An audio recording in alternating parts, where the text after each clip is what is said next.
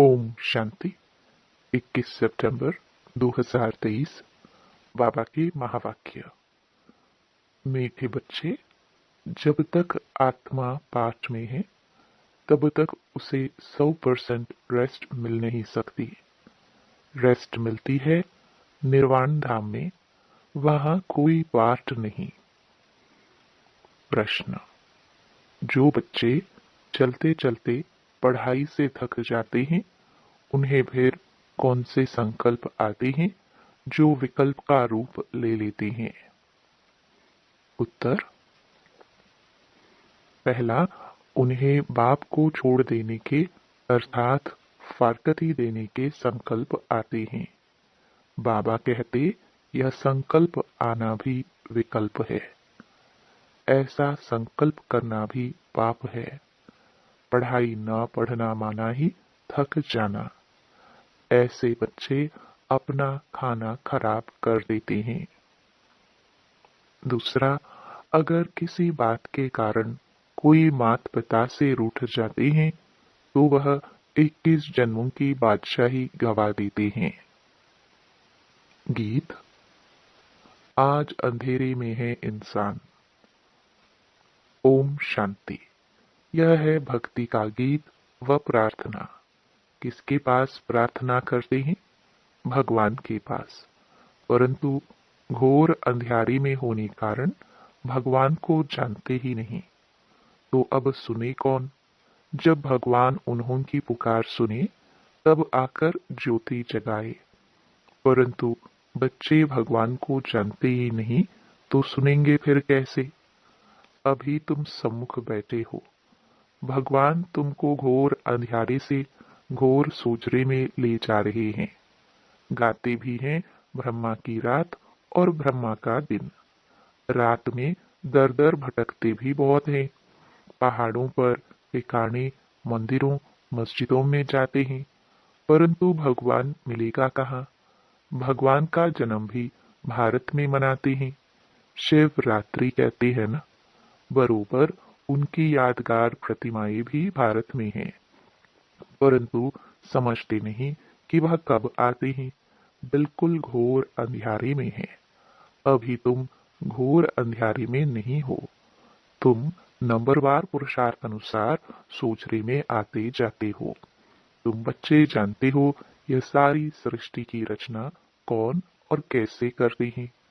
तुम यहाँ आए हो ईश्वरीय विश्वविद्यालय में, जहाँ ईश्वर पढ़ाते हैं, मनुष्य से देवता बनाते हैं। यह नॉलेज तुम्हारे में भी नंबरवार समझते हैं। कोई तो अच्छी रीति समझते हैं, कोई पूरा नहीं समझने वाले भागंती हो जाते हैं। माता पिता से रूठ पड़ते हैं। जिनके लिए गाया हुआ है आश्चर्यवत, ऐसे माता पिता से रूठ पड़ते हैं। पश्यंती खतंती फिर रूठ पड़ंती। जानते हैं माता पिता से हमको 21 जन्म लिए स्वर्ग की बादशाही मिलती है, फिर भी भूल जाते हैं। बाबा ने समझाया है, जिसको शांति कहा जाता है वह मिलती ही है शांति धाम अथवा निर्वाण धाम में। उसको मुक्ति धाम भी कहा जाता है। अगर कोई कहे हम 100% रेस्ट में है, परंतु यह अक्षर कोई है नहीं। सारे दिन में कोई ना कोई कर्म जरूर चलता है। हाँ, अल्पकाल के लिए रात के नींद को रेस्ट कहते हैं, क्योंकि आत्मा कहती है मैं सारा दिन काम करके थक गई हूँ, अब रेस्ट लेती हूँ। अपने को डिटैच कर देते हैं। यह तो जानते हो बाप रहते ही हैं शांति देश में, या ऐसे समझते हो कि परमपिता परमात्मा वहाँ रेस्ट में रहते हैं? परमात्मा रेस्ट में तब रहते हैं जब उनका पाठ नहीं है। मुक्ति धाम में कोई काम नहीं करते हैं। यह बड़ी समझने की बातें हैं। अभी तुम्हारी बुद्धि का ताला खुलता जाता है। बाप कहते हैं तुमको पता है मैं रेस्ट में कब रहता हूँ? जबकि तुम बच्चे स्वर्ग में सुख में रहते हो। वहां तुमको सुख शांति है। उसको रेस्ट नहीं कहा जाएगा। रेस्ट में तब कहे जब तुम्हारा कोई पाठ नहीं है। तुम जब स्वर्ग में हो तो मुझे कोई मेहनत नहीं करनी पड़ती। मैं वहाँ घर में शांत में रहता हूँ। शांति का दूसरा अक्षर वहाँ रेस्ट कहेंगे। यहाँ तो रेस्ट में रह नहीं सकते हैं। आत्मा कहती है मैं रेस्ट में तब हूँ जबकि रात को नींद करती हूँ। उस समय रेस्ट में हूँ या शांत में हूँ, बात एक ही है।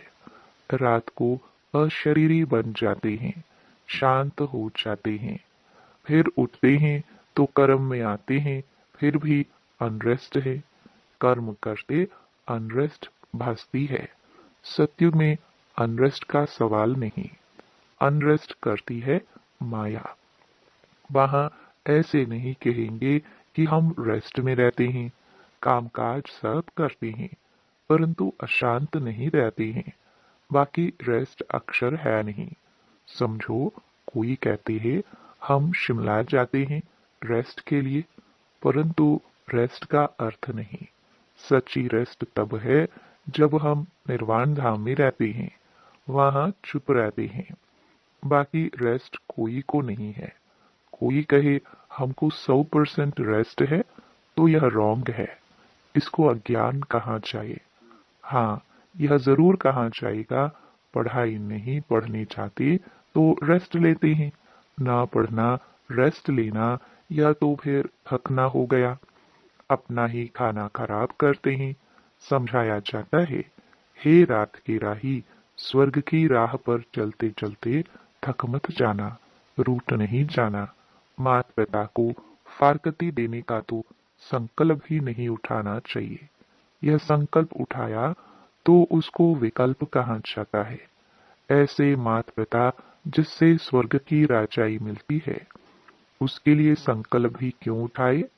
लिखते हैं कभी कभी संकल्प आता है, छोड़ दे, कुछ समझ में नहीं आता। अरे समझने का तो यह टाइम है ना। समझना अर्थात पढ़ना। तुम जानते हो हम पढ़ रहे हैं। परमपिता परमात्मा जो ज्ञान सागर है, ऊंचते ऊंच है, उनको कोई भी जानते नहीं। भल ब्रह्मा विष्णु शंकर अथवा लक्ष्मी नारायण को जानते हैं, परंतु भारतवासियों को यह पता नहीं कि लक्ष्मी नारायण ने राज्य कब लिया और किसने दिया। माया ने बिल्कुल ही घोर अंधेरे में डाल दिया है। बाप आकर समझाते हैं। रचता बाप मनुष्य सृष्टि की रचना कैसे करते हैं, यह तो कोई भी नहीं जानते। बाप ही बैठ समझाते हैं। प्रजापिता ब्रह्मा को क्रिएटर नहीं कहेंगे। भल प्रजापिता कहा जाता है, परंतु वह रचता नहीं। मनुष्य कहते हैं हमको अल्लाह ने पैदा किया। निराकार फादर को ही रचता कहेंगे। रचता बाप को जरूर मनुष्य ही जानेंगे, जानवर तो नहीं जानेंगे। जानवर तो मुख से नहीं कहेगा कि हमको परमात्मा ने रचा है। मनुष्य कहेंगे हमको भगवान ने रचा है। तो बाप बैठ समझाते हैं तुम देखो यह रचना कैसे रची। पहले पहले रचना होती है मुख वंशावली की। बच्चे को बड़ा होकर फिर बाप बनना है। यह बेहद का बाप कहते हैं देखो मैं भी कैसे रचना रचता हूँ। इनमें प्रवेश कर इनको मुख द्वारा कहता हूँ हे आत्मा तुम मेरी हो, मैं तुम्हारा बाप हूँ। फिर इनके द्वारा तुम बच्चों को रचता हूँ। तुम हो मुख वंशावली। अज्ञान काल में भी कहते हैं ना, जैसे हैं तैसे हैं, मेरे हैं। बाप भी ऐसे कहते हैं तुम ब्रह्मा के बच्चे बन जाते हो। तो अभी तुम हो मुख वंशावली, फिर तुम कुख वंशावली भी बनेंगे। बाप कहते हैं तुम मेरे हो, फिर तुम दैवी घराने में जाएंगे। बाप यह ईश्वरीय रचना कैसे रचते हैं, यह कोई भी समझ नहीं सकते। बाप समझाते हैं यह ब्रह्मा भी कहते हैं मैं भी मुख वंशावली बनता हूँ। बाप के साथ माँ जरूर चाहिए। तुम कहते हो हम प्रजापिता ब्रह्मा के मुख वंशावली हैं। शिव बाबा ने हमको अपना बनाया है। उनको शरीर तो चाहिए ना। शिव बाबा को तो शरीर नहीं है। शरीर का लोन लेते हैं, फिर कहते हैं तुम मेरे हो। इसको कहा जाता है मुख वंशावली। शिव बाबा इस मुख से इस वन्नी स्त्री द्वारा कहते हैं कि तुम मेरे बच्चे हो।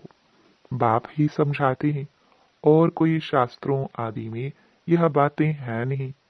तुम अभी सुनते हो, फिर प्रायलोप हो जाएगा। इस समय है घोर अंधियारा। बाप आकर रोशनी करते हैं। तब तो ब्रह्मा की रात, ब्रह्मा का दिन गाया हुआ है। कुछ तो है ना, गाया हुआ है। झूठ तो झूठ, सच की रत्ती नहीं। परंतु बाप कहते हैं प्रायः कुछ न कुछ रहता है, प्रलय नहीं हो जाती। थोड़े रहेंगे, फिर झाड़ वृद्धि को पाता है। मनुष्यों ने फिर महाप्रलय दिखाई है, परंतु महाप्रलय कभी होती नहीं। ऐसे नहीं होता जो सागर में बच्चा पीपल के पत्ते पर आए। यह सब गपोड़े हैं। बाप ने समझाया है, तुम जब गर्भमहल में आते हो तो वहां आनंद में रहते हो। वहां दुख पाप कर्म होता नहीं। वह है ही पुण्य आत्माओं की दुनिया। यह है पाप की दुनिया। यहाँ सब कुछ त्याग कर तुम सदा पुण्य आत्मा बनते हो। तुम इतना पुण्य करते हो जो आजकल तुमको कोई पाप आत्मा नहीं कहेंगे। तुम अविनाशी पुण्य आत्मा बन जाते हो। यहाँ फिर आधा कल्प पाप आत्मा कहेंगे। घड़ी घड़ी दान पुण्य करते रहते हैं। भारत को कंप्लीट धर्मात्मा कहा जाता है। भारत में दान पुण्य करते हैं। तुम जानते हो यह दुनिया हम छोड़ने वाले हैं, फिर आना नहीं है। इस दुनिया की सामग्री तुम ट्रांसफर करते हो नई दुनिया के लिए। मनुष्य ईश्वर अर्पणम करते हैं, अर्थात ट्रांसफर करते हैं दूसरे जन्म के लिए। यहाँ तुम ट्रांसफर करते हो 21 जन्मों के लिए, तो बहुत चाहिए ना। तुमसे सारी कीचड़ पट्टी लेकर नया देते हैं, परंतु लेकर सोने का देते हैं। तुम सच्चाई से बाप को देते हो, बाप भी तुमको सब कुछ देते हैं। तुम्हारा पाठ जो चलता आया है यह ड्रामा में था। सबने घर बार छोड़ा, नहीं तो गौशाला कैसे बने। मनुष्य तो नहीं जानते बच्ची कैसे बनती है, वह तो दिखाते हैं बिल्ली के पुंगरे आदि थे। यह सब ज्ञान तुम बच्चों को अभी है, फिर वहां यह ज्ञान नहीं रहेगा। हम ऐसे 21 जन्म राज्य करेंगे, फिर गिरेंगे, वहां यह ज्ञान नहीं रहता। त्रिकालदर्शी पने का पाठ तुम्हारे में अभी रहता है। मुख्य हीरो हीरोइन का पाठ तुम्हारा ही है, और कोई का पाठ नहीं। असुर से देवता, फिर देवता से असुर, तुम भारतवासी ही बनते हो। बाकी तो है बीच के बाई प्लॉट्स। नाटक में बीच में फिर हंसी कुड़ी का खेल भी करते हैं ना। आधा कल्प बाद देवी देवता धर्म प्रायलोप हो जाता है। तुम्हारी बुद्धि में यह सारा चक्र फिरता रहता है।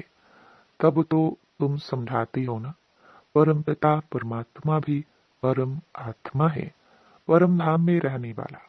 बाप कहते हैं मेरे में सारा ज्ञान है। मैं मनुष्य सृष्टि का बीज रूप चैतन्य हूँ। वह तो जड़ बीज होते हैं, शिव तो चैतन्य है। उनकी प्रतिमा पूजी जाती है। आजकल गवर्नमेंट झाड़ों के सैपलिंग लगाती है। यह है चैतन्य बीज, मनुष्य सृष्टि रूपी झाड़ का बीज कहते हैं। मुझे सारे झाड़ की नॉलेज है। तो जब कोई कहते हैं 100% रेस्ट में है, तो समझाना चाहिए कि 100% रेस्ट तो कभी मिलती नहीं। हाँ, ऐसे कहेंगे स्वर्ग में 100% पवित्रता सुख शांति रहती है। नाम ही है स्वर्ग। बाप को कहते हैं सत श्री अकाल, सच बोलने वाला। उनको कोई काल नहीं खाता। उनको कहा जाता है कालों का काल। बाप कहते हैं यह छीछी दुनिया है। इस भंबोर को आग जरूर लगनी है। तुम बच्चे जानते हो, यह महाभारत लड़ाई महाकल्याणकारी है। मनुष्य यज्ञ करते हैं कि शांति हो जाए, गोया समझते हैं स्वर्ग के गेट्स न खुले। तुम तो ताली बजाते हो, भंबोर को आग लगे तो हम नई दुनिया वैकुंठ में जाए। यह विनाश ज्वाला इस रुद्र ज्ञान यज्ञ से ही प्रज्वलित हुई है। जो बाप के बनेंगे वही स्वर्ग के मालिक बनेंगे। बाकी सबको हिसाब किताब चुकत होकर वापस जाना है। तुम जानते हो, अब वापस मुक्ति धाम में जाकर फिर अपना पाठ रिपीट करना है। सत्युग में यह इतने सब देवी देवता कहाँ से आए? मनुष्य से देवता किए करत न लागी वार। तुमको कौड़ी से हीरे जैसा पतित से पावन बनाती हैं। जितना जो नॉलेज धारण करेंगे उतना पद पाएंगे। राजधानी स्थापन हो रही है। तुम जानते हो, हम अपने लिए स्वर्ग की स्थापना कर रहे हैं श्रीमत पर। अगर श्रीमत से कोई रूठकर अपनी मत पर चले तो वह रावण मत हो जाएगी। इसलिए कदम कदम पर तुम श्रीमत लेते रहो। बाप जीते जी तुमको ट्रस्टी बनाते हैं। अच्छा, मीठे मीठे सीखे लगे बच्चों प्रति माता पिता बाप दादा का याद प्यार और गुड मॉर्निंग। रूहानी बाप की रूहानी बच्चों को नमस्ते। धारणा के लिए मुख्य सार। पहला, कंप्लीट दानी बनना है।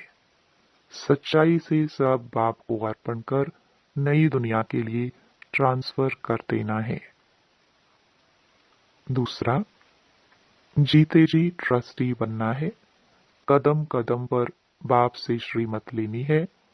कभी भी श्रीमत से रूठ मनमत पर नहीं चलना है। वरदान, कंबाइंड रूपधारी बन सेवा में खुदाई जादू का अनुभव करने वाले खुदाई खिदमतकार भव। स्वयं को सिर्फ सेवाधारी नहीं, लेकिन ईश्वरीय सेवाधारी समझकर सेवा करो। इस स्मृति से याद और सेवा स्वतः कंबाइंड हो जाएगी।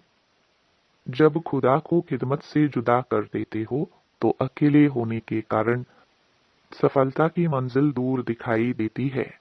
इसलिए सिर्फ खिदमतगार नहीं, लेकिन खुदाई खिदमतगार हूँ, यह नाम सदा याद रहे तो सेवा में स्वतः खुदाई जादू भर जाएगा और असंभव भी संभव हो जाएगा। स्लोगन, कर्मयोगी बनना है तो कमल आसनधारी, न्यारे और प्यारे बनो। ओम शांति।